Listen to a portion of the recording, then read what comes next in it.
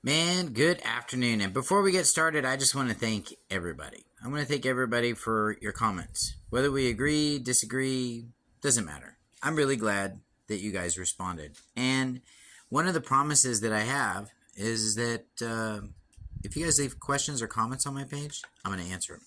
But those of you guys that don't know what I'm talking about, I'll give you a little taste here. Greetings and blessings, everybody.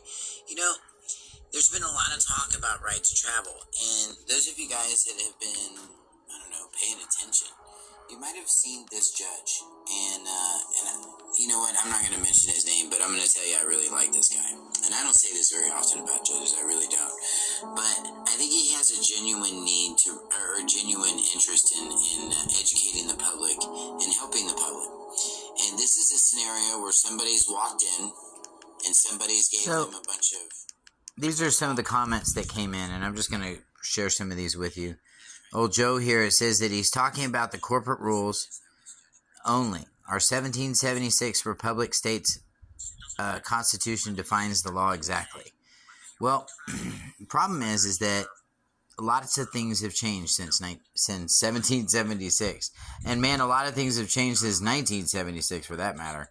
But I'm just going to tell you, we're just not there. We're not in that spot. I mean, I wish we were. And, you know, like I said, they kind of sealed up the deal here. And they made everything kind of tight. And they put us in a position to where we have to do commerce. I mean, think about it.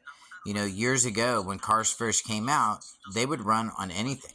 Like the first Model A's, they would run on corn oil. They would run on used motor oil, transmission fluid. I mean, they would run on anything. So, you know, this is back when these rules were written about this, about, you know, because people had their own fuel sources. They didn't have gas stations everywhere. Well, now they have gas stations everywhere, and I mean, believe me, everywhere. It seems like they're on every corner. And it's to create a mode of commerce, because while people are in commerce, then you can put people under a commercial jurisdiction, and that's exactly what they're doing. And this is how they do what they do. Is it fair? I don't know, but I think it's something we definitely need to learn more about. And this is why I teach a traveling class, so we don't have to bicker at this stuff, but we can win. Like right here, it says it's private. Well, private means you're not seen. Nobody pays attention to you. That's what that means. Not that you're sticking out like a sore thumb. It says you only get the right to travel if you're operating within your own capacity while existing privately. And that is another one of those little theories, because there's no law that says that, respectfully.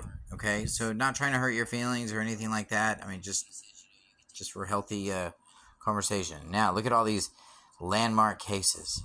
Well, these are landmark cases that somebody else pulled up, and I'm sure that you're just regurgitating them. And it's fine, but the problem with all these cases is that nobody's using them anymore when it comes to this sort of thing, okay? People fall into a travel and driving jurisdiction when they're foreign to the jurisdiction, only when they're foreign to the jurisdiction. And because we have treaties between the 50 states, you're not going to be foreign through any jurisdiction, okay? And you're going to be doing commerce. Every few hundred miles, you're going to be doing commerce, whether you're charging your car, filling up your car, getting tires for your car, getting groceries. Either way, you're spending money. Now, when it talks in these case laws here, these old case laws about traveling for goods and services, they're talking about farmers that were traveling with their stuff to market, but they're using vehicles that are kind of commercial vehicles, and that they're not necessarily, well, they're private vehicles is what they were. And this is how you see tractors and things like that able to drive or travel on the road as well. They actually can do that. And they can do that because of vehicle designation. And once you have vehicle designation, this is something we're going to be talking a lot about in my travel and driving class. That pretty much cements everything. So, guys, I invite you. Set an appointment with me. Learn this stuff, okay? Learn how to do it right. I mean, hey, you know what? I wish it was all this way too. I wish we didn't have to have insurance. I wish we didn't have to have any of this stuff. But we have a personal liability problem if we don't have insurance, because then that means all of us needs to be independently wealthy enough to handle whatever liability our vehicle may cause. And when you remove those things and you call them a privilege or a right, what you're doing is you're increasing your public liability. And that just can't exist in a society. It just can't. It just doesn't work. So that's why all of this stuff, nobody uses it anymore, because we travel differently now. We've got different vehicles. They travel. They've got 700 horsepower vehicles now, that are available to the public. Back then, these were horses and buggies and, cars with less than 100 horsepower in a lot of cases. So lots of things have changed. But I invite you guys, educate yourself, okay? Learn how to do this better, because that's what I did. I woke up in 2015 and I heard all these guys saying the same thing. But I went down the rabbit hole and I started seeing the scorecard. And what I started seeing is that people on this soapbox here typically aren't doing very well.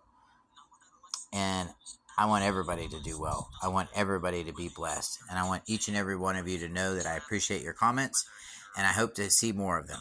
Be blessed, everyone, and have a beautiful day.